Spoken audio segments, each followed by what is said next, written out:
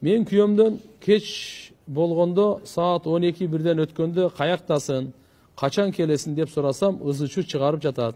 Ар дайым сурасам бир жөн же аялы күйөөсүн, ар дайым сурасам бир жөн же аялы күйөөсүн эч сурабаш керекпи? Түн болсо дагы. Жооңузду абдан күтөм, Алла разы болсун сизден. Жок, сураш керек. Уюң жоголуп кетсе деле сурайсың го. Туурабы? Коюң жок болсо, кой кайда деп сурайсың да. Аны эркектер эгерде аялыңар сурап койсо, шүгүр десең, вообще сурабай койсоң эмне кыласың? Кызык кээ бир эркектер сурайт да, эмне сурайт аны? 12:00 эмне кылып жүрөсүң сен аны? Жо чын да.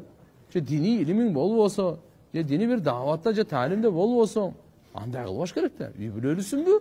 Иш жок. Алхамдулилла, ошончо багымдатка тура албайсың.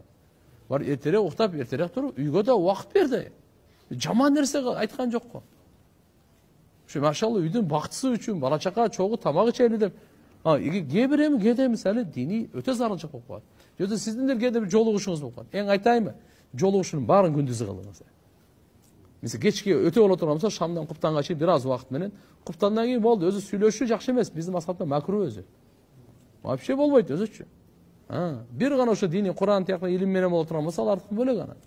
Ошончо сурап кое турган болсо, ага сүйүнүш керек, андай кылбаш керек асылда.